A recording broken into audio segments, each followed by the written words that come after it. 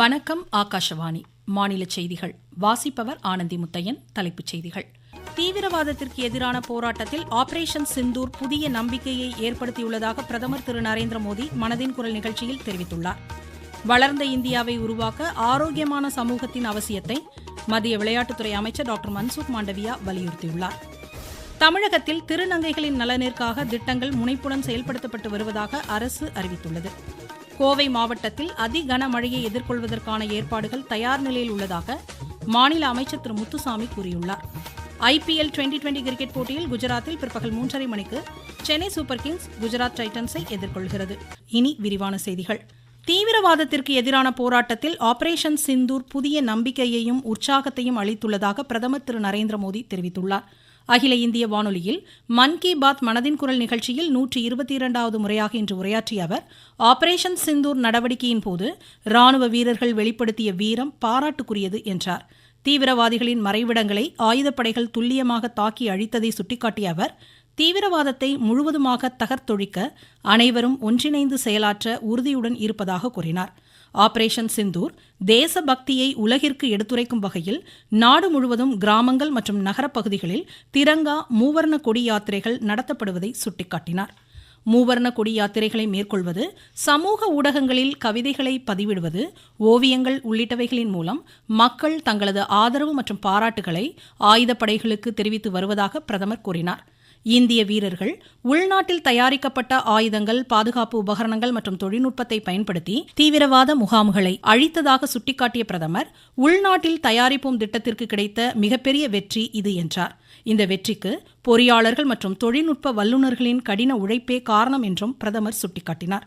நாட்டின் உண்மையான பலம் பொதுமக்களின் பங்களிப்பு என்று கூறிய பிரதமர், உள்நாட்டில் தயாரிக்கப்படும் பொருட்களுக்கு முன்னுரிமை அளிக்குமாறு வலியுறுத்தினார்.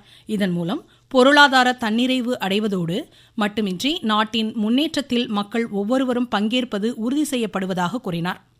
உள்ளூர் பொருட்களுக்கு குரல் கொடுப்போம் இயக்கத்தின் கீழ் மக்கள் உள்நாட்டில் தயாரிக்கப்பட்ட பொம்மைகளை வாங்கி பரிசளிக்க முன்வர வேண்டும் என்று கூறிய பிரதமர், உள்நாட்டு சுற்றுலா தலங்களில் விடுமுறை நாட்களை பார்வையிட வேண்டும் என்றார். திருமணம் உள்ளிட்ட விழாக்களுக்கு இந்திய கைவினைஞர்களால் உருவாக்கப்பட்ட பொருட்களை பரிசாக வழங்க வேண்டும் என்று கூறிய பிரதமர், மாவோயிஸ்டுகளின் ஆதிக்கம் நிறைந்த பகுதிகளில் தற்போது போக்குவரத்து, கல்வி, அடிப்படை வசதிகள் உள்ளிட்டவைகள் குறிப்பிடத்தக்க அளவில் வளர்ந்து வருவதாக சுட்டிக்காட்டினார். சர்வதேச யோகா தினம் அடுத்த மாதம் 21ஆம் தேதி கொண்டாடப்பட உள்ள நிலையில் மக்கள் அனைவரும் யோக பயிற்சியை தங்களது அன்றாட வாழ்வின் ஒரு பகுதியாக இணைத்துக் கொள்ள வேண்டும் என்று அறிவுறுத்திய பிரதமர், உலகம் முழுவதும் யோகா தினம் குறித்த விழிப்புணர்வு பெருமளவில் காணப்படுவதாக கூறினார். இந்த ஆண்டு விசாகப்பட்டினத்தில் நடைபெறும் யோகா தின நிகழ்ச்சியில் தாம் பங்கேற்க உள்ளதாக பிரதமர் தெரிவித்தார். சுற்றுச்சூழல் பாதுகாப்பில் தேனீக்களின் பங்களிப்பை சுட்டிக்காட்டிய பிரதமர், தேனீ வளர்ப்பின் அவசியத்தை எடுத்துரைத்தார். தேனீ வளர்ப்பில் ஈடுபட்டுள்ள உள்ளூர் விவசாயிகள் மற்றும் மகளிர் தொழில் முனைவோரிடமிருந்து தேன் வாங்கி பயனடைய வேண்டும் என்றும் பிரதமர் அறிவுறுத்தினார். தேனீ வளர்ப்பின் நன்மைகள் குறித்து திருச்சி போதாவூர் வேளாண் பட்டதாரி மற்றும் வேளாண் தொழில் முனைவோர் திரு ஒண்டிமுத்து பேசுகையில், தேனீ வளர்ப்பு இது விவசாயிகளுக்கு உற்ற தோழன். மகரந்த சேர்க்கை மூலமா அந்த பயிர் வளர்ச்சி, ஊட்டச்சத்து, பயிர் பெருக்கம் இதுக்கெல்லாம் ரொம்ப உறுதுணையா இருக்கு. அதனால விவசாயிகள் இயற்கை முறையில சாகுபடி செய்யணும். நஞ்சில்லாத உரம், பூச்சி மருந்தை தெளிச்சு தேனீக்கள் உதவணும்னா அது நமக்கு கண்டிப்பா உதவும். இயற்கை மருத்துவத்துல தேனின் பங்கு ரொம்ப முக்கியமா இருக்கு. அதோட விழிப்புணர்வை நம்ம கொண்டு போகணும் மக்களுக்கு. ஒருங்கிணைந்த பண்ணையத்துல ஆடு வளர்ப்பு, மீன் வளர்ப்பு, அதோட இந்த தேனீ வளர்ப்பையும் கட்டாயமாக்கணும்ங்கிறது விவசாயிகளோட கருத்து. வளர்ந்த இந்தியாவை உருவாக்க ஆரோக்கியமான சமூகத்தின் அவசியத்தை மத்திய விளையாட்டுத்துறை அமைச்சர் டாக்டர் மன்சுக் மாண்டவியா வலியுறுத்தியுள்ளார். புதுதில்லியில் பத்திரிகையாளர்கள் பங்கேற்ற ஞாயிற்றுக்கிழமைகளில் சைக்கிள் ஓட்டுவோம் இயக்கத்தில் இன்று பேசிய அவர், வளமான வளர்ச்சியடைந்த தேசத்தை உருவாக்க நாம் ஒவ்வொருவரும் உறுதியேற்க வேண்டும் என்றார். நாடு முழுவதும் 900க்கும் அதிகமான இடங்களில் இன்று பத்திரிகையாளர்கள் பங்கேற்ற ஆரோக்கிய இந்தியா இயக்கம் மக்கள் பங்களிப்புடன் மேலும் வலுப்பெறும் என்றார். பிரிக்ஸ் நாடுகளின் கலாச்சார அமைச்சர்கள் மாநாடு பிரேசிலில் நாளை தொடங்குகிறது. மத்திய சுற்றுலா மற்றும் கலாச்சாரத்துறை அமைச்சர் திரு கஜேந்திர சிங் ஷெகாவத் தலைமையிலான இந்திய குழுவினர் இதில் பங்கேற்கின்றனர். உலகளாவிய கலாச்சார மேம்பாட்டில் இந்தியாவின் தனித்துவமான பங்களிப்பு குறித்து இதில் எடுத்துரைக்கப்படும். பாரம்பரியத்தை பாதுகாத்தல், கலாச்சாரம் மற்றும் மக்கள் தொடர்புகளை மேம்படுத்துவதில் இந்தியாவின் உறுதியான நடவடிக்கைகள் தொடர்பான ஆலோசனைகளையும் திரு கஜேந்திர ஷெகாவத் மேற்கொள்வார். ஆபரேஷன் சிந்தூர் செயல்பாடுகள் தீவிரவாதத்திற்கு எதிரான இந்தியாவின் உறுதியான நிலைப்பாட்டை எடுத்துரைப்பதாக காங்கிரஸ் நாடாளுமன்ற உறுப்பினர் திரு சசி தரூர் தெரிவித்துள்ளார். ஆபரேஷன் சிந்தூர் குறித்து அமெரிக்க நாடுகளிடம் எடுத்துரைப்பதற்காக நியூயார்க் சென்றுள்ள திரு சசி தரூர் தலைமையிலான அனைத்துக் கட்சி குழு உயர்மட்ட பிரதிநிதிகளை சந்தித்தனர். தொடர்ந்து பேசிய திரு சசி தரூர் தீவிரவாதத்தை அனைத்து நிலைகளிலும் வேரோடு களைய ஒட்டுமொத்த இந்தியாவும் ஒருங்கிணைந்து செயல்படுவதாக கூறினார். இதனிடையே திமுக நாடாளுமன்ற உறுப்பினர் திருமதி கனிமொழி தலைமையிலான அனைத்துக் கட்சி குழுவினர் ரஷ்ய தலைநகர் மாஸ்கோவில் நடைபெற்ற செய்தியாளர் சந்திப்பில் இந்தியாவின் நிலைப்பாடு குறித்து எடுத்துரைத்தனர். நல் ஆளுமை குறித்த தேசிய ஜனநாயக கூட்டணி கட்சி ஆளும் மாநில முதலமைச்சர்கள் மாநாடு பிரதமர் திரு நரேந்திர மோடி தலைமையில் புதுதில்லியில் தற்போது நடைபெற்று வருகிறது.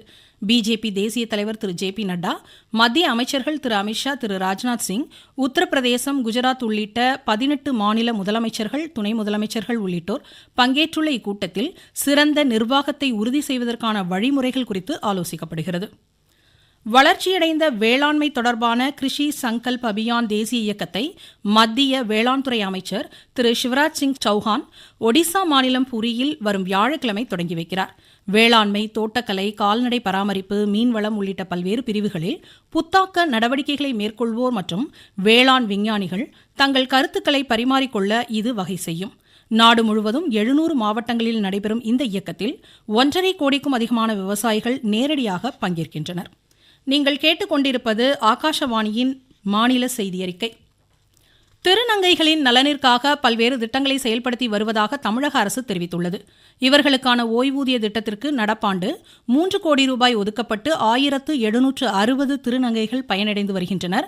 மேலும் திருநங்கைகளின் நலனை உறுதி செய்வதற்காக கல்வி மேம்பாடு, சுயதொழில் மானியம் உள்ளிட்ட பல்வேறு நலத்திட்டங்கள் செயல்படுத்தப்பட்டு வருவதாக அரசின் செய்திக்குறிப்பு தெரிவிக்கிறது.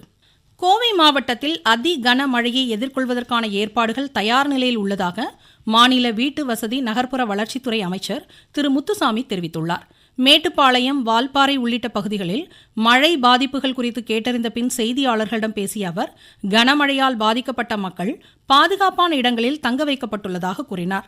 அவசர காலங்களில் மீட்பு பணிகளை மேற்கொள்ள தேவைப்படும் இயந்திரங்கள் உட்பட அனைத்து உபகரணங்களும் தயார் நிலையில் உள்ளதாக கூறிய அவர் தேவைப்பட்டால் கூடுதல் பேரிடர் மீட்பு குழுவினர் வரவழைக்கப்பட உள்ளதாக தெரிவித்தார். கோவை மாவட்டத்தில் எல்லா முன்னேற்பாடுகளும் மிக சிறப்பாக செய்து வைத்திருக்கிறார்கள். 16 ஜேசிபி இயந்திரம் வைத்திருக்கிறார்கள்.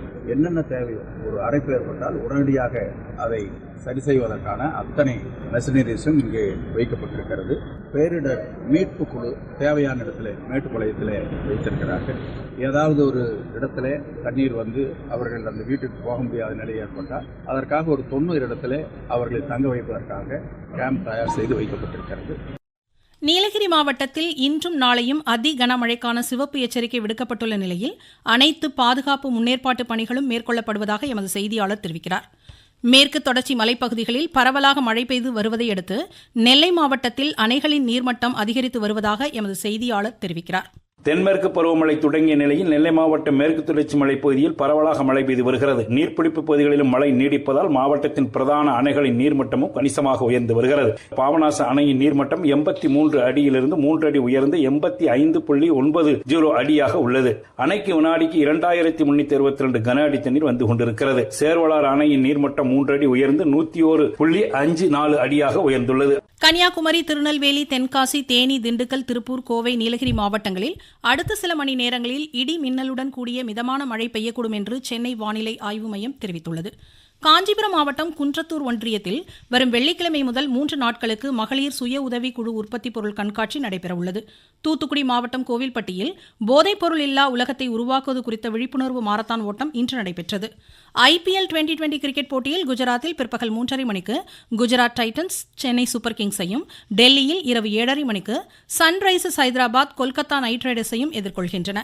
பிரெஞ்ச் ஓபன் டென்னிஸ் போட்டிகள் பாரிஸில் இன்று தொடங்குகிறது. மீண்டும் தலைப்புச் செய்திகள்.